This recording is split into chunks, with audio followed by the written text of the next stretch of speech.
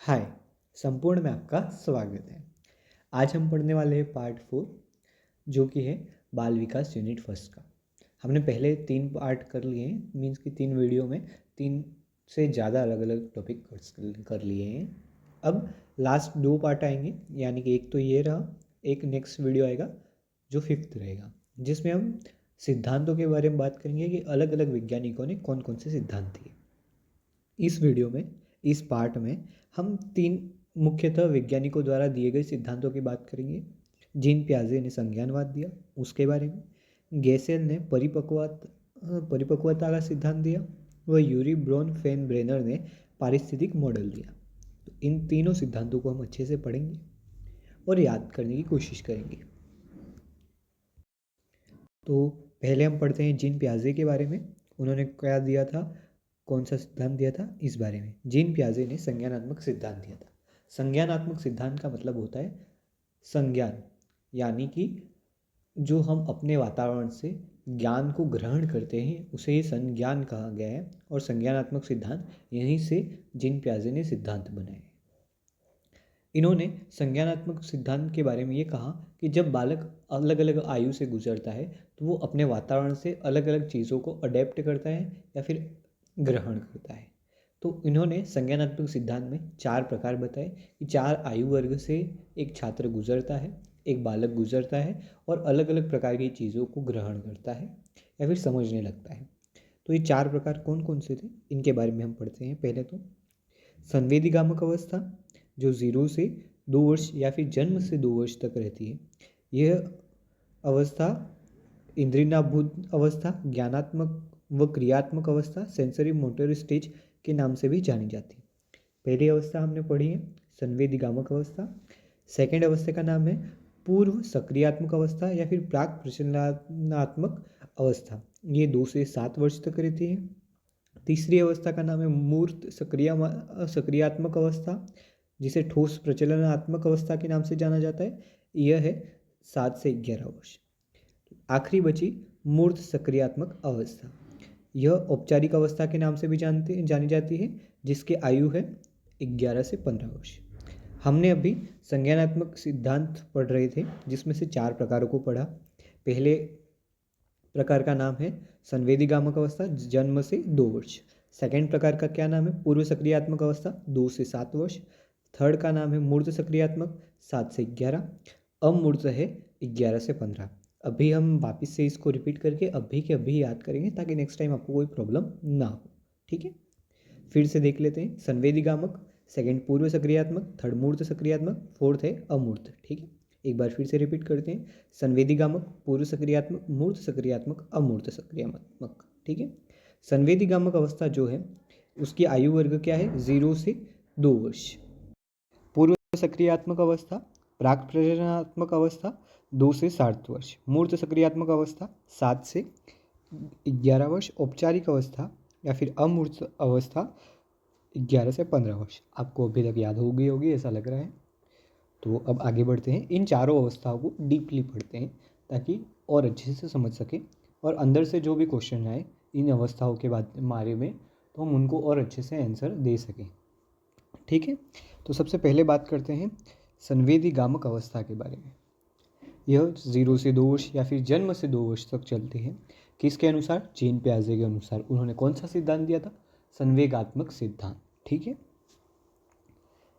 पहले 2 साल में 5 संवेदनाओं के माध्यम से तथा गामक अनुक्रियाओं के माध्यम से ज्ञान का निर्माण होता है। संवेदना ज्ञानेंद्रियों से, गामक क्रियाएं पेशीय कौशलों के माध्यम से। ठीक है, अब इस बात को मैं समझाता हूँ। जब भी स्टार्टिंग के 2 साल होते हैं, तब एक बालक अपनी 5 संवेदना, मीन्स की हंसना, रोना, डरना, क्रोध करना, इसी अलग अलग संवेदनाओं के माध्यम से, तथा गामक अनुक्रिया मीन्स की चलना, किसी चीज़ को पकड़ना आदि क्रियाएं गामक क्रियाएं कहलाती है। ठीक है, के माध्यम से ज्ञान का निर्माण करता है। यानी कि अपने क्रोध से या फिर डर से वो क्या हो गया, संवेगात्मक क्रिया, और हिलने डुलने से वो क्या हो गया, अनुक्रियात्मक गामक अनुक्रिया। उन दोनों के माध्यम से अपने ज्ञान को ग्रहण करता है या फिर ज्ञान का निर्माण करता है। ठीक है, जैसे कि एक बालक है, गामक क्रिया कर रहा है कि वो एक खिलौने को पकड़ रहा है या फिर चलने की कोशिश कर रहा है। अब वो गामक क्रिया करते करते आग के पास जाके बैठ गया। आग के पास जाके बैठने के बाद वो आग के अंदर हाथ डालने गया तो उसे गर्मी महसूस हुई, या फिर पहले से किसी ने डांट फटकार कर रोक दिया कि आग के पास जाने से जलन होती है। तो उसने क्या ज्ञान का निर्माण किया कि आगे से वो आग के पास जाके नहीं बैठेगा। ठीक है, तो वो अपने संवेदना क्या फील हुई उसको, फील क्या हुआ जब आग के पास गया तब उसे गर्माहट महसूस हुई। तो संवेदना और गामक अनुक्रिया के माध्यम से ज्ञान का निर्माण करता है। इसे ही संवेदी गामक अनुक्रिया कहते हैं।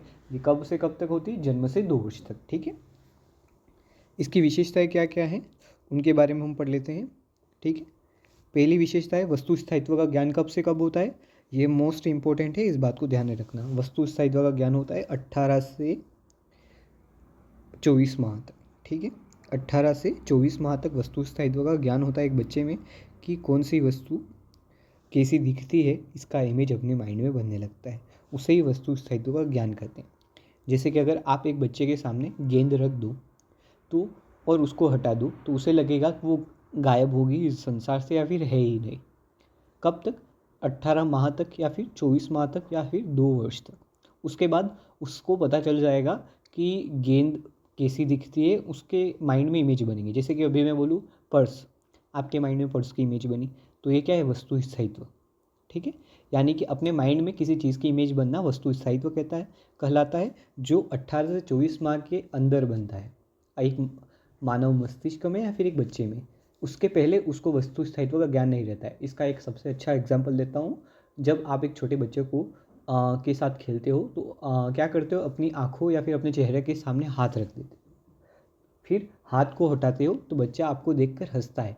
क्यों हंसता है? क्योंकि उसको लगता है कि आपका चेहरा गायब हो गया है। जब उसको आप अपने चेहरे को ढकते हो, अपने हाथों से अपने चेहरे को ढकते हो, फिर से हटाते हो तो उसे लगता है कि आपका चेहरा वापस आ गया है। तो इसे ही कहते हैं वस्तु स्थायित्व का ज्ञान। तो ये कब आता है या फिर इसका निर्माण कब होता है? तो ये 18 से 24 वर्ष, तो 24 माह के मध्य होता है। अगर आप अभी किसी भी 2 वर्ष या 3 वर्ष के बालक के सामने अपने हाथ अपने चेहरे के आगे लाओ तो वो आपको पागल समझेगा। लेकिन ये जब 10 माह के बच्चे के सामने करोगे तो वो आपके सामने हंसेगा या फिर रिएक्ट करेगा कि ऐसा लगेगा उसको कि वो वस्तु कहीं गायब हो गई। इसे ही क्या बोलते हैं? वस्तु स्थायित्व का ज्ञान। सेकेंड है वस्तु संयोजन का ज्ञान, कि किस वस्तु का क्या प्रयोग होता है या फिर कैसे उसको यूज़ किया जाता है, उसका ज्ञान हो जाता है। कब? ये सभी 2 वर्ष के बाद की बात है, या फिर 18 से 24 माह के मध्य की बात है। ठीक है, इस बात को ध्यान में रखना। अनुक्रिया और परिणाम से संबंधित ज्ञान, कि क्या करने पर क्या होगा, उसका ज्ञान हो जाता है। लक्ष्य निर्देशित व्यवहार, उसको जो करना है वो जैसे कि करेगा। जैसे कि अगर मैं आपको बता दूं, एक बच्चा चेयर पर बैठा हुआ है छोटी सी, और उसको आगे रखी हुई की चेन चाहिए, अपने आगे रखी हुई की चेन, तो उस चेयर से उतरेगा, लुढ़कते लुढ़कते जाएगा और की चेन को लेगा। तो उसने जो लक्ष्य साधा था या फिर जो लक्ष्य निर्धारित किया था कि उसे की चेन को लेना है, तो उसने पूरा किया। तो ये लक्ष्य निर्देशित व्यवहार। ठीक है, उसके बाद इस अवस्था में होती है, जीन पियाजे ने संवेदी गामक अवस्था के भी 4 भाग बताए हैं। ठीक है, तो हमने अभी तक जो पढ़ा उसको मैं छोटी सी पोर्शन को वापस से रिपीट करवा देता हूँ ताकि और अच्छे से याद हो सके। ठीक है, बार बार रिपीट करवाने का यही मकसद है, या फिर यही कारण है कि आपको अच्छे से याद हो जाए। ठीक है, तो हम पढ़ रहे थे जीन पियाजे के बारे में। उन्होंने चार अवस्थाएं बताई। पहली है संवेदी गामक अवस्था, जो हमने पढ़ ली है, जिसके 6 प्रकार बताए थे। कितने प्रकार बताएं? 6। तो हम उन 6 को पढ़ेंगे। फिर पूर्व सक्रियात्मक पढ़ेंगे, उसके बाद हम मूर्त सक्रियात्मक पढ़ेंगे, फिर अमूर्त सक्रियात्मक अवस्था पढ़ेंगे।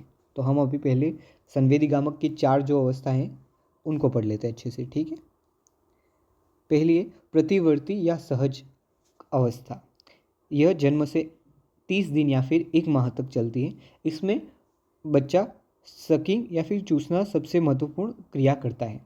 जैसे कि वह अपने अंगूठे को अपने मुंह में रखता है, ये जो क्रिया होती है उसे प्रतिवर्ती या फिर सहज अवस्था कहते हैं। ये कौन सी अवस्था, कौन से समय में करता है? तो जन्म से 30 दिन के अंदर। ठीक है, इसे ही क्या कहा गया है? प्रतिवर्ती क्रिया। पहली स्टेज समझ में आ गई। ये किसकी पहली स्टेज है? तो संवेदीगामक अवस्था की पहली स्टेज है। सेकेंड स्टेज की बात करते हैं तो उसे बोलते हैं प्रमुख वृत्तीय प्रक्रिया। क्या बोलते हैं? प्रमुख वृत्तीय प्रक्रिया। यह अब थोड़ा सा कंफ्यूजिंग या फिर बोरिंग लग रहा होगा, लेकिन इसको ऐसे ही पढ़ा जाता है और ऐसे ही याद करने का तरीका है, उसके अलावा कुछ भी नहीं। बोरिंग है लेकिन याद करना पड़ेगा, इम्पोर्टेंट भी है इसलिए, ठीक है। सेकेंड है प्रमुख वृत्तीय प्रक्रियाओं की अवस्था। इसमें इसका समय है 1 से 4 माह तक का।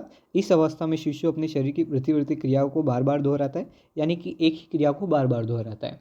जैसे कि उसके सामने कोई शब्द बोल दिया जाए तो वो बार बार से उस शब्द को रिपीट करेगा। आदि कुछ क्रियाएं बार बार करने लगेगा, एक ही क्रिया को बार बार करने लगेगा। उसे क्या कहते हैं? प्रमुख वृत्तीय प्रक्रिया, ठीक है। पहली थी प्रतिवर्तीय क्रियाएं, सेकेंड है प्रमुख वृत्तीय क्रियाएं, ठीक है। पहली प्रतिवर्ती क्रिया है, सेकेंड है प्रमुख वृत्तीय क्रियाएं। अब थर्ड क्रिया के बारे में बात करते हैं, वो क्या है? गौण वृत्तीय क्रिया। इसमें क्या करता है एक बालक? 4 से 8 माह तक यह अवस्था चलती है। इस अवस्था में शिशु वस्तुओं को पलटने या छूने जैसी प्रक्रिया करता है, जैसे कि खिलौने को तोड़ेगा या फिर खिलौने को आगे पीछे मोड़ेगा। एक छोटी सी कार है, उसकी टायर निकालने की कोशिश करेगा, उसके अंदर झांकने की कोशिश करेगा। ये कौन सी क्रिया में करता है? गौण वृत्तीय क्रिया में। हमने पहली स्टेज पढ़ी प्रतिवर्ती क्रियाएं, उसके बाद सेकंड पढ़ी प्रमुख वृत्तीय क्रियाएं और थर्ड पढ़ी गौण वृत्तीय क्रियाएं, ठीक है। फिर से रिपीट कर रहा हूँ, प्रतिवृत्तीय क्रियाएं, प्रमुख वृत्तीय क्रियाएं, गौण वृत्तीय क्रियाएं। ये 3 वृत्तीय क्रियाएं हैं। पहली प्रतिवृत्ति, सेकंड प्रमुख वृत्ति, थर्ड है गौण वृत्ति, ठीक है। पहली क्रिया में क्या करता है? सकिंग द थंब की क्रिया करता है। सेकंड में करता है एक ही क्रिया को बार बार दोहराने लगता है, जिसको क्या बोलते हैं? प्रमुख वृत्तीय क्रिया। उसके बाद तीसरी है गौण वृत्तीय क्रिया। इसमें चीज़ों को उलटने पुलटने लगता है, ठीक है। जैसे कि छोटी सी कार है, उसको तोड़ मरोड़ के या फिर उसके टायर्स निकाल कर खेलने लगेगा, उसे क्या कहते हैं? गौण वृत्तीय क्रिया। अब चौथी क्रिया पढ़ते हैं, गौण स्कीमेटा के समन्वय की अवस्था। यह अवस्था कब से कब तक चलती है? तो 8 से 12 माह तक, यानी कि 1 वर्ष का बालक हो जाता है तब चलती है। इस अवस्था में बालक छिपे हुए खिलौने को खोजने की कोशिश करने लगता है, पूर्व ज्ञान का उपयोग कर लक्ष्य को प्राप्त करने की कोशिश करता है। ये कौन सी अवस्था है? गौण स्कीमेटा। ये बहुत ज़्यादा इंपॉर्टेंट है, इसके क्वेश्चंस आए हैं। इस चौथी स्टेज के क्वेश्चन आए हैं, तो इसको नोट डाउन करके रखना या फिर याद कर लेना। क्या कि गौण स्कीमेटा अवस्था में क्या होता है? एक बालक अपनी चीज़ों को खोजने लगता है। जैसे कि आप देखोगे, गेंद खेल रहा होता है एक बालक, जब वो सोफ़े के नीचे या बेड के नीचे चली जाती है तो वो उसी गेंद को ढूंढते हुए सोफ़े के नीचे हाथ रखेगा या फिर ढूंढने लगेगा सोफ़े के नीचे कि वो बॉल कहाँ गई या फिर वो गेंद कहाँ गई। तो उसे क्या बोलते हैं? गौण स्कीमेटा के समन्वय की अवस्था, ठीक है। अभी तक हमने 4 अवस्थाएं पढ़ी थी, जो मैं वापस से रिपीट करवा रहा हूँ। पहली है प्रतिवृत्ति क्रिया, सेकंड है प्रमुख वृत्तीय क्रिया, थर्ड है गौण वृत्तीय क्रिया और गौण स्कीमेटा क्रिया, ठीक है। फिर से रिपीट करवा रहा हूँ। प्रतिवृत्तीय क्रिया, जिसमें एक प्रमुख क्रिया होती है सकिंग द थंब। सेकंड होती है प्रमुख वृत्तीय क्रिया, जिसमें एक ही क्रिया को बार बार दोहराता है। गौण वृत्तीय क्रिया, चीज़ों को उलट पुलट करने लगता है। गौण स्कीमेटा क्रिया, जिसमें क्या होता है? वो अपने खिलौने को खोजने लगता है। फिफ्थ और सिक्स बहुत ज़्यादा इंपॉर्टेंट है। फोर्थ, फिफ्थ, सिक्स, ये तीनों इंपॉर्टेंट है, ऐसा समझ लो। तृतीय वृत्तीय क्रिया, यहाँ पर देखो इसका नाम तृतीय वृत्तीय क्रिया है, लेकिन इसका स्थान कौन सा है? 5वां। इस बात को ध्यान में रखना। यह 12 से 18 माह तक चलती है। इस अवस्था में बालक स्वयं पर वस्तु पर प्रयोग करने लगता जाता है तथा प्रयास व त्रुटि द्वारा सीखने की कोशिश करता है। जैसे कि उसको कोई भी खिलौना दे दो तो वो उसको तोड़ मरोड़ के ठीक करने की कोशिश करेगा या फिर गलतियों को सुधारने की कोशिश करेगा। उसे ही क्या कहा गया है? तृतीय वृत्तीय क्रिया। यहाँ से क्वेश्चन आया है। इसको वैज्ञानिक अवस्था भी कहते हैं, क्योंकि एक वैज्ञानिक जैसे खोज करता है वैसे ही खोज करने की कोशिश करता है या फिर प्रयास व त्रुटि करने की कोशिश करता है, इसलिए वैज्ञानिक क्रिया भी कहते हैं। कौन सी अवस्था को? तृतीय वृत्ति क्रिया को ध्यान में रखना है, ठीक है। 12 से 18 माह तक। अब पढ़ लेते हैं आखिरी क्रिया, आरंभिक चिंतन की अवस्था। इसमें वस्तु स्थायित्व का ज्ञान होता है, उसी बात को ध्यान में रखना है, उसके अलावा कुछ भी नहीं, ठीक है।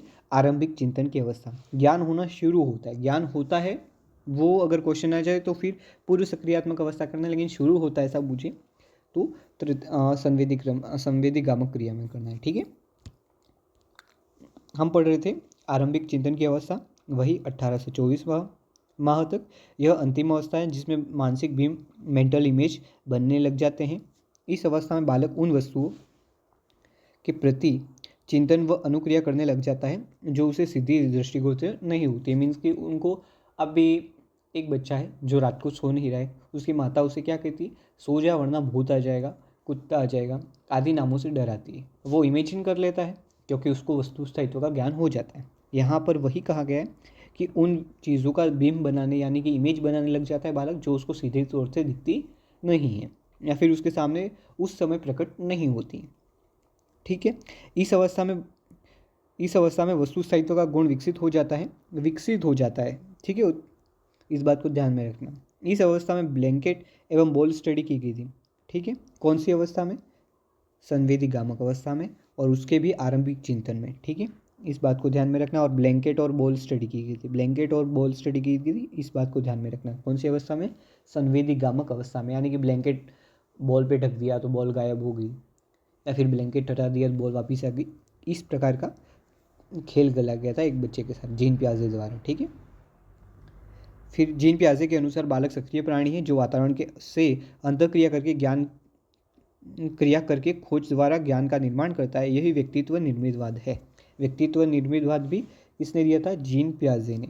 ठीक है, उनका कहना था कि जो बालक है वो वातावरण से सीखता है और उसके साथ क्रिया करके खोज करके ज्ञान का निर्माण करता है। हमने अभी तक पहली अवस्था पढ़ ली है जिसका नाम क्या है, संवेदी गामक अवस्था। ठीक है, मैं वापस से रिपीट कर रहा हूँ।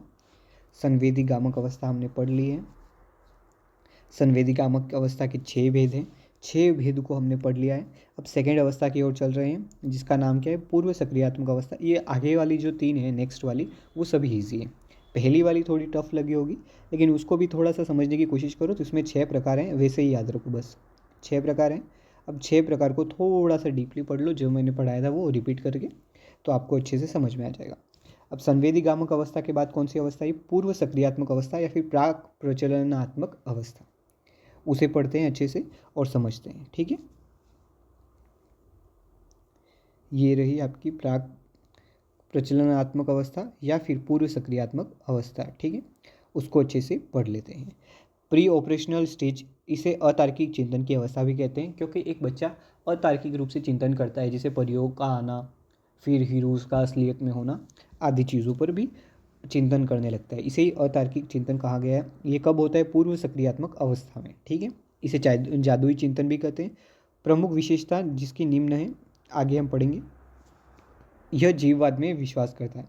ये मोस्ट इंपॉर्टेंट क्वेश्चन है, हर बार पूछा जाता है, एग्जामिनर का फेवरेट क्वेश्चन है कि जीववाद में विश्वास कब करता है, पूर्व सक्रियात्मक अवस्था में। कौन से वर्ष में, 2 से 7 वर्ष। यानी कि उसको लगता है कि सूरज एक जीव है जो मुझसे क्रोधित है इसलिए गर्म हो चुका है, हवा मुझसे या फिर पेड़ मुझसे डर गया इसलिए हिलने लगा है, या फिर मैं बाइक पे जा रहा हूँ तो मेरे पीछे सूरज आ रहा है, या फिर चांद आ रहा है, चांद मेरे मामा हैं आदि टाइप की इमेजिनेशन करने लगता है। उसे क्या कहा गया है, जीववाद में विश्वास या एनिमिज्म। ठीक है, इस बात को ध्यान में रखना। आत्मकेंद्रितता, ईगोसेंट्रिज्म, जैसे चांद सूरज मेरे आदेश पर चलते हैं, सामने वाला वही सोचता है जो मैं सोचता हूँ, इसे ही कहा, मैं चाहता हूँ या फिर सोचता हूँ वही सोचता है सामने वाला। ऐसी बातों को क्या कहा जाता है, आत्मकेंद्रितता।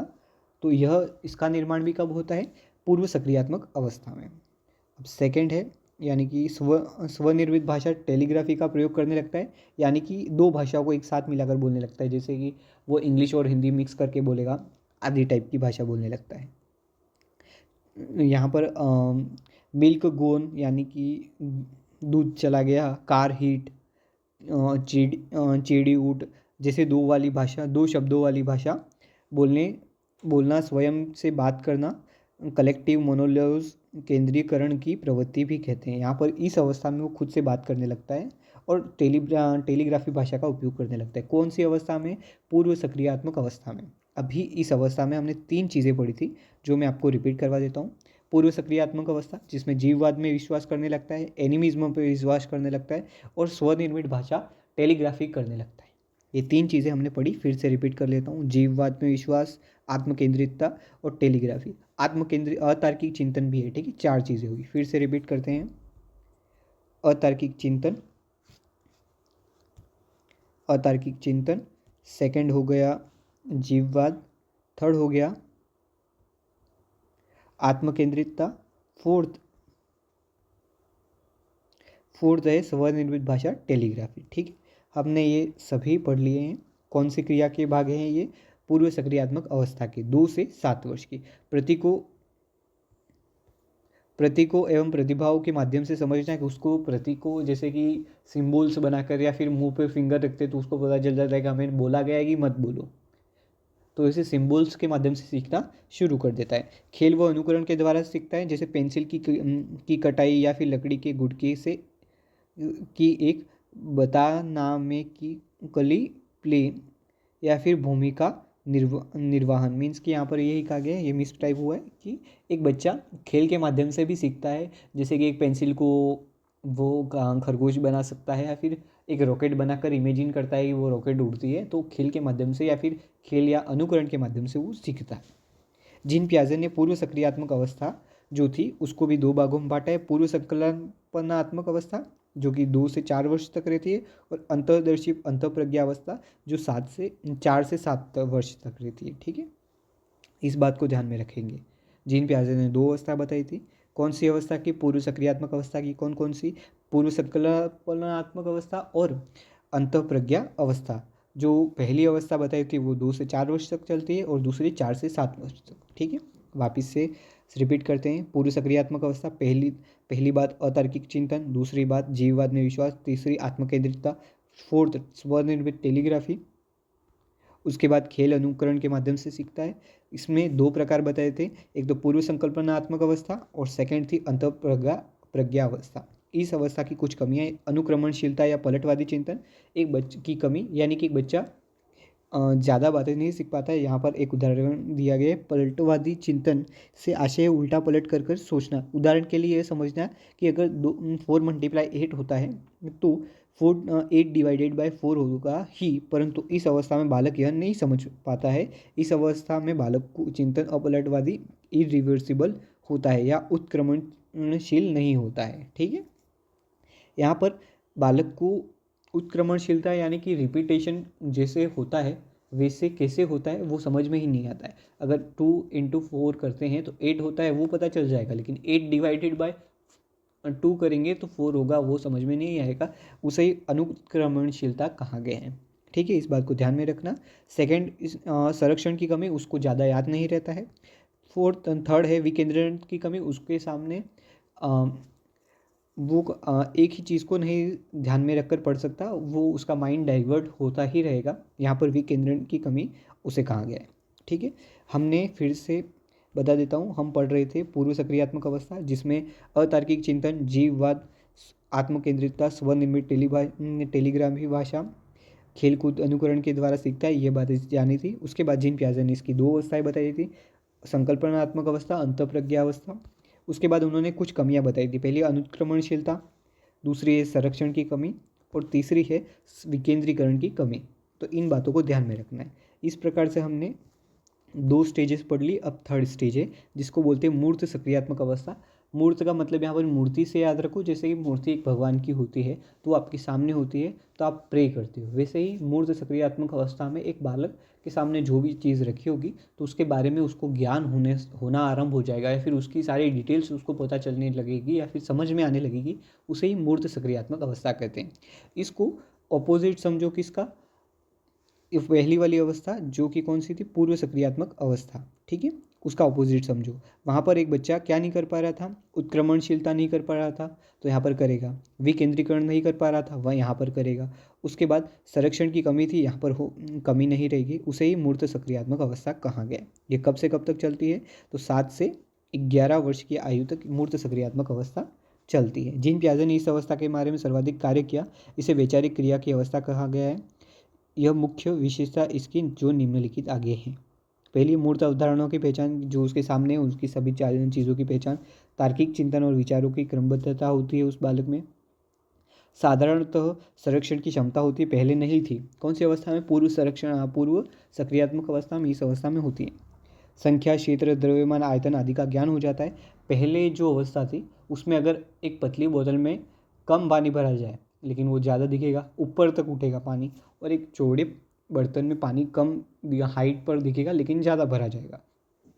तो बच्चे को क्या लगेगा जब पूर्व सक्रियात्मक अवस्था होगा तब कि बोतल में ज़्यादा पानी, क्योंकि वो पतली है और उसका पानी हाइट में ज़्यादा ऊंचाई तक उठा हुआ है, और जो चौड़ा बर्तन है उसका पानी हाइट में कम ऊंचाई तक उठा हुआ है, तो उसे लगेगा कि इसमें पानी कम है। लेकिन जब वो मूर्त सक्रियात्मक अवस्था में आ जाता है, यानी कि 7 से 11 वर्ष की आयु में, तब उसे समझ में आने लगता है कि आयतन और क्षेत्रफल में फ़र्क होता है, जिसके कारण चौड़े बर्तन में पानी ज़्यादा रह सकता है। तो ये समझ कब आती है? मूर्त सक्रियात्मक अवस्था में। विकेंद्रीकरण होने लगता है, इसमें व्युत्क्रमणशील होता है, चिंतन पलटवादी चिंतन करने लग जाता है। वही जो पहले बात जो पूर्व सक्रियात्मक अवस्था में नहीं कर पा रहा था, वो इस अवस्था में कर पाता है। उतना ही रिपीटेशन है, उतनी चीज़ें याद करनी या फिर समझनी है। ठीक है। इसके बाद में ध्यान रखना, इस अवस्था में कुछ महत्वपूर्ण संप्रयुक्त हैं, जैसे कि संरक्षण, जो मैंने आपको बता दिया, संरक्षण करने लगता है, संबंध समझने लगता है उसके माता पिताओं के बारे में, कि माता होती है, पिता होते हैं, बुआ होती है, ये सब रिश्ते उसको समझ में आने लगते हैं। वर्गीकरण, वो किसी दो चीज़ों में बंटवारा कर सकता है आसानी से। पंक्तिबद्धता, उसको समझ में आ जाता है कौन सी चीज़ करने पर क्या हो सकता है, क्या रिएक्शन होंगे। उत्क्रमणशीलता, जो मैंने आपको बता दी, आदि चीज़ें इसी अवस्था में सीखता है। तो हमने अभी तक 3 अवस्थाएं पढ़ ली हैं। ठीक है, कौन कौन सी अवस्थाएं पढ़ी हैं वो समझ लेते हैं एक बार फिर से। पहली अवस्था का क्या नाम है? संवेदी गामक अवस्था, जिसमें हमने 6 प्रकार पढ़े थे। ठीक है, ये हो गई है। सेकेंड अवस्था पूर्व सक्रियात्मक अवस्था, इसमें जीववाद में विश्वास, अतार्किक चिंतन, फिर उसके बाद एनिमिज्म भी कहते थे जीववाद को, और भी विकेंद्रीकरण की कमी, अनुत्क्रमणशीलता होती थी, और संरक्षण की कमी होती थी। कौन सी अवस्था में? पूर्व सक्रियात्मक अवस्था। उसका जस्ट ऑपोजिट क्या है? मूर्त सक्रियात्मक अवस्था, वो हमने पढ़ लिया। अब पढ़ रहे हैं अमूर्त सक्रियात्मक अवस्था, और जीन पियाजे का सिद्धांत खत्म हो जाएगा। ठीक है, ये रहा मूर्त सक्रियात्मक अवस्था हो चुका है। अब औपचारिक सक्रियात्मक अवस्था, यह कब से कब तक रहती है? 11 से 15 माह तक। ठीक है, वर्ष तक, सॉरी। अमूर्त चिंतन, अब उसके सामने कोई वस्तु नहीं होगी तो भी वो इमेजिन करने लग जाएगा, उसे ही अमूर्त चिंतन कहते हैं। आगमनात्मक चिंतन, यानी विशिष्ट से सामान्य की ओर बढ़ने लग जाएगा, उसको विशिष्ट क्रिया भी आने लगेंगी और सामान्य क्रियाएं भी आने लगेंगी। अभिसारी चिंतन, अभिसारी के चिंतन का मतलब है कि किसी एक प्रॉब्लम का एक ही सॉल्यूशन निकालना, यही अभिसारी चिंतन होता है। एक ही समस्या का एक ही साधनात्मक, एक ही उत्तर देना अभिसारी चिंतन है। अब सारी चिंतन का उसका जस्ट उल्टा, कि बहुत चिंतन या फिर बहुत से समाधान निकालना एक ही प्रॉब्लम के। परिकल्पना, यानी कि इमेजिनेशन करना, समस्या समाधान करना परिकल्पना करके। अंतर साध्य परक तंत्र, यानी कि वो खुद से ही अपने प्रॉब्लम्स को देखेगा कि वो कौन सी प्रॉब्लम बड़ी है, क्या नहीं है, वो सब। विचारशीलता चिंतन, वो विचार करने लगेगा। इस प्रकार से हमने जो जीन पियाजे का सिद्धांत था वो पढ़ लिया है। हमने जीन पियाजे के जो सिद्धांत पढ़ना था हमने वो पढ़ लिया है।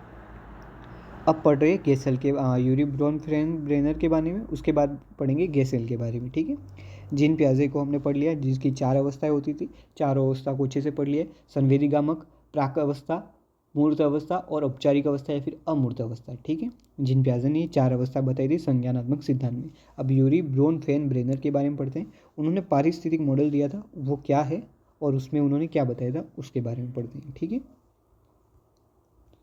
तो हमारे यूरी ब्रोन ब्रेनर ये रहे। इन्होंने पारिस्थितिक मॉडल दिया था जो कि हमने अभी पढ़ा। इसमें इन्होंने एक सर्कल के माध्यम से समझाया कि एक बच्चा पहले लघु मंडल में रहने लगता है, उसके बाद मध्य मंडल में, फिर बाह्य मंडल में और वृहद मंडल में, और अंतिम रूप से वह घटना मंडल में रहते हैं। ठीक है, पहला कौन सा हो गया? लघु मंडल। एक बार मैं फिर से मिटा के समझाता हूँ या फिर याद करवाने की कोशिश करता हूँ। पहला मंडल जो है उसका क्या नाम है? लघु मंडल। ठीक है, सेकेंड मध्य मंडल, थर्ड है बाह्य मंडल। लघु मध्य मंडल और बाह्य मंडल, ये तीनों हो गए। लघु मंडल, मध्य मंडल, बाह्य मंडल। थर्ड जो है वो वृहत मंडल, फोर्थ बृहद मंडल है, और लास्ट फिफ्थ है उसको घटना मंडल कहा गया। ठीक है, अगर अंग्रेजी नाम देखने हैं आपको तो वो ये रहे: माइक्रो सिस्टम, मीसो सिस्टम, एक्सो सिस्टम, मैक्रो सिस्टम या फिर क्रोनो सिस्टम। ठीक है, ये जो है अंग्रेजी में नाम दिए थे किसने? यूरी ब्रोन ब्रेनर ने। पारिस्थितिक मॉडल दिया था कि एक बच्चा ज्ञान का निर्माण कैसे करता है अपनी आसपास की परिस्थितियों से। जो पहला है क्या है? पहले का नाम क्या है? माइक्रो सिस्टम या फिर लघु मंडल। बालक ने के माता पिता, पड़ोसी, विद्यालय आदि बालक के विकास पर सीधा प्रभाव डालते हैं कि बालक का विकास किसके कारण होता है। उसके माता पिता अच्छे होंगे, उसके माता पिता की तरह उसका भी मस्तिष्क अच्छा होगा। उसके माता पिता के मध्य व्यवहार खराब होंगे तो उसका व्यवहार भी खराब ही होगा। या फिर उसके पड़ोसी या फिर उसके विद्यालय में जैसा व्यवहार होगा उसी प्रकार से वो सीखने लगेगा। इसके कारण इस पर सीधा प्रभाव पड़ेगा। कौन सी अवस्था में? माइक्रो सिस्टम में या फिर लघु मंडल में। सेकेंड है मेसो सिस्टम। माता पिता, पड़ोसी, शिक्षकों आदि के आपसी संबंधों का बालक पर विकास का प्रभाव। अगर शिक्षक और माता पिता के बीच में अनुबंध है तो अच्छे से नहीं पढ़ पाएगा। माता पिता दोनों के बीच में अनुबंध है तो वो अच्छे से नहीं पढ़ पाएगा, उसका विकास पर प्रभाव पड़ेगा। ठीक है, अब बात करते हैं एक्सो सिस्टम। एक्सो सिस्टम क्या है? परिवार की आर्थिक स्थिति, धार्मिक स्थिति, कार्य क्षेत्र आदि का बालक के विकास पर प्रभाव पड़ता है। ठीक है, हमने फर्स्टली पढ़ा था माइक्रो, सेकेंड मेसो और थर्ड है एक्सो। लघु मंडल, मध्य मंडल और बाह्य मंडल। ठीक है, इसको मैं अभी यहाँ पर जूम करके अच्छे से बताने लगता हूँ ताकि और अच्छे से आपको समझ में आ जाए। ठीक है, लघु मंडल में ये कहा गया कि एक बालक पर सीधा प्रभाव किसका पड़ता है? माता पिता का, फिर शिक्षक का और या फिर पड़ोसियों का। अगर उसके शिक्षक अच्छे हैं, विद्यालय अच्छा है, पड़ोसी अच्छे हैं, माता पिता अच्छे हैं तो उसका उस पर विकास का प्रभाव पड़ेगा। किस पर? छात्र पर। ठीक है, सेकेंड आता है मध्य मंडल। अब शिक्षक का माता पिता का स्वभाव मतलब कि संबंध या फिर माता पिता दोनों का संबंध, पड़ोसी और माता पिता का संबंध अच्छा होगा तो उसके विकास पर उसका भी प्रभाव पड़ता है। थर्ड क्या है? बाह्य मंडल। बाह्य मंडल यानी कि एक्सो मंडल। उसमें क्या? एक्सो सिस्टम। उसमें क्या कहा गया? परिवार की आर्थिक स्थिति, धार्मिक स्थिति, कार्य क्षेत्र आदि का बालक पर विकास पड़ता है। ठीक है, ये कौन सा हो गया? बाह्य मंडल। अब वृहत मंडल और घटना मंडल पढ़े बाकी हैं जिनको अब पढ़ लेते हैं। वृहत मंडल को क्या कहा गया है? अंग्रेजी में मैक्रो सिस्टम। संस्कृति व देश कानून आदि का प्रभाव पड़ता है जिसमें बालक रहता है। लास्ट है क्रोनो, जिसमें क्रोनो सिस्टम, इसमें ब्रह्मांड की घटना अथवा जैसे कि ऐसी बड़ी घटना जिसका बालक के संपूर्ण जीवन पर प्रभावित पड़ता है, जैसे उसके माता पिता का तलाक। ठीक है, इसको क्या कहा गया है? Chrono system. हम एक बार फिर से देख लेते हैं इस मैप को ताकि और अच्छे से समझ में आ जाए। तो देखिए, हमने पहले लघु मंडल पढ़ा जिसमें पढ़ा कि एक बालक के जो माता पिता होते हैं उनका सीधा प्रभाव बालक पर पड़ता है। मध्य मंडल में पढ़ा कि एक बालक के माता पिता और पड़ोसियों, शिक्षकों आदि के मध्य के संबंधों का प्रभाव बालक पर पड़ता है। बाह्य मंडल में पढ़ा कि एक बालक के माता पिता की आर्थिक स्थिति, धर्म का प्रभाव बालक पर पड़ता है। बृहत मंडल में देश की स्थिति का प्रभाव, कानून का प्रभाव पड़ता है। लास्ट है घटना मंडल जिसमें बालक के संपूर्ण जीवन पर प्रभाव पड़ने वाली घटनाओं का प्रभाव पड़ता है, जैसे कि उसके माता पिता का तलाक। इस प्रकार की अवस्थाएं किसने बताई थी? यूरी ब्रोन-फेन-ब्रेनर ने। तो इस प्रकार से हमने यूरी ब्रोन-फेन-ब्रेनर का सिद्धांत भी कंप्लीट कर दिया। ठीक है, जो कि आशा करता हूँ आपको और अच्छे से समझ में आ गया होगा। तो हमने दो सिद्धांतों को पढ़ना था जो कि पढ़ लिया है। पहला सिद्धांत जो था वो जीन पियाजे का था और उसके बाद यूरी ब्रोन-फेन-ब्रेनर का सिद्धांत पढ़ लिया। अब सिर्फ गेसेल का सिद्धांत पढ़ा है जिसको क्या बोलते हैं? परिपक्वात्मक सिद्धांत। परिपक्वात्मकता या फिर परिपक्वता का सिद्धांत वो पढ़ लेते हैं, वो तो और इजी है।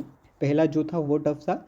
यूरी ब्रोन-फेन-ब्रेनर का भी आपको सिंपल ही लगा होगा। अब गेसेल के बारे में बात कर रहे थे। गेसेल ने क्या विचार दिए थे अपने परिपक्वता के बारे में। ठीक है, तो परिपक्वता के बारे में गेसेल के जो मत थे वो निम्न प्रकार से हैं।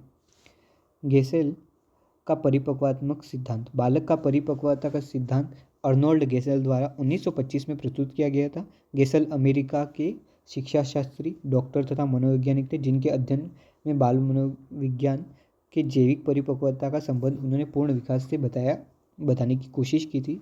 विकास के नियम उनका मानना था कि विकास कुछ आंतरिक कारकों को विशेष जीन द्वारा प्रभावित होता है। इस प्रक्रिया को ही उन्होंने परिपक्वता कहा था। मीन्स कि मतलब कि गेसेल का कहना यह था कि एक बालक पर विकास का प्रभाव उसके अंदर के जीन्स से पड़ता है, उसे ही उन्होंने परिपक्वता या फिर मैच्योरिटी कहा था। ठीक है, गेसेल का मत था कि बालक जिस गति से विकसित होता है यह उनके तंत्रिका तंत्र की वृद्धि पर निर्भर करता है। जैसे जैसे तंत्रिका तंत्र में वृद्धि होती है उनका मस्तिष्क भी विकसित होता है तथा उनके व्यवहार में परिवर्तन होता रहता है। जैसे ही व्यक्ति की तंत्रिका तंत्र अंदर की जो है उनमें विकास होगा उसी गति से उसके अंदर मैच्योरिटी आएगी। ऐसा किसका कहना था? गेसेल का। ठीक है। गेसेल ने 2 शब्द दिए थे, रेसिप्रोकल इंटरव्यूइंग और आत्म विनिमय। यह 2 ही पढ़ने हैं। ठीक है। गेसेल ने रेसिप्रोकल इंटरव्यूइंग शब्द का उपयोग किया। उनके अनुसार जब 2 विपरीत प्रवृत्तियों का प्रभाव संतुलन प्राप्त कर लेती हैं तो उसे रेसिप्रोकल इंटरव्यूइंग कहा जाता है। यह आपको समझ में नहीं आया होगा, लेकिन मैं एक ईजी तरीके से समझाता हूँ। 2 विपरीत जो प्रवृत्तियाँ हैं वो एक साथ संतुलन प्राप्त कर लेती हैं, इनका कहना यह था। अब जैसे कि आंखों का क्या काम है? देखना। और हाथ का क्या काम है? किसी भी चीज़ को छूना या फिर पकड़ना। ठीक है। यह हाथ का काम क्या है और आंखों का क्या काम है? देखना। लेकिन हम किसी अभी आपके सामने एक बुक पड़ी है या फिर पेन पड़ा है तो उसे देखोगे और अपने हाथ से उस वस्तु को या फिर पेन को पकड़ोगे। तो क्या हो रहा है? 2 अलग अलग जो प्रक्रिया थी या फिर प्रवृत्तियाँ थी, एक का काम देखना था, दूसरे का काम महसूस करना था या फिर छूना था। तो उन दोनों ने संतुलन बनाया और किसी चीज़ को उपयोग किया। तो उसे क्या कहा गया है जीन पियाजे के अनुसार? गेसेल के अनुसार रेसिप्रोकल इंटरव्यूइंग। ठीक है, कि 2 अलग अलग प्रवृत्तियों का आपस में संतुलन ही रेसिप्रोकल इंटरव्यूइंग है। ये किसने कहा था? गेसेल ने। अब आत्मविनिमय का मतलब सेल्फ रेगुलेशन। गेसेल ने माना कि नवजात शिशु भी अपनी स्वयं के विकासात्मक प्रवृत्तियों का विनिमय कर पाता है। विशेष उन्होंने यह प्रदर्शित किया कि शिशु अपने खाने पीने व सोने का विशिष्ट समय जल्द ही विनिमय कर लेता है, यानी कि अपने आप को समझने लगना। यही क्या कहा गया है? आत्म विनिमय। कि एक छात्र समझने लगता है कि उसे किस समय भोजन करना चाहिए, किस समय भूख लगती है, या फिर कब हंसना है, कब रोना है, या फिर उसको टाइमिंग का पता चलता है कि इतने घंटे सोना है, आदि चीज़ें वो धीरे धीरे समझने लगता है। उसे आत्म विनिमय कहा गया है। रेसिप्रोकल इंटरव्यूइंग पढ़ लिया, 2 चीज़ों के मध्य समन्वय प्रस्तुत करना। यह किसका सिद्धांत था? गेसेल का। इस प्रकार से हमने आज की क्लास में 3 सिद्धांत पढ़ लिए। ठीक है, जो कि पहला था जीन पियाजे का सिद्धांत, सेकंड था गेसेल जो हमने पढ़ लिया अभी, थर्ड था यूरी ब्रोन फेनब्रेनर का। आशा करता हूँ या फिर उम्मीद करता हूँ कि आपको ये सारे समझ में आए होंगे। अगर कोई भी दिक्कत हो या फिर मेरे द्वारा मीन्स प्रोनाउंस हुआ हो या फिर गलत कुछ चीज़ पढ़ा दी गई हो तो कमेंट के माध्यम से बताएं, ताकि नेक्स्ट वीडियो में उसको सुधार किया जाए उसमें। और नेक्स्ट क्लास के लिए नेक्स्ट वीडियो देखें आप। ठीक है, और वो लास्ट क्लास होगी हमारे यूनिट फर्स्ट के लिए। हमने इस क्लास में 3 सिद्धांत कर लिए हैं, जीन पियाजे का, गेसेल का और यूरी ब्रोन फेनब्रेनर का। वीडियो अच्छा लगा हो तो लाइक करें, शेयर करें और सब्सक्राइब करें।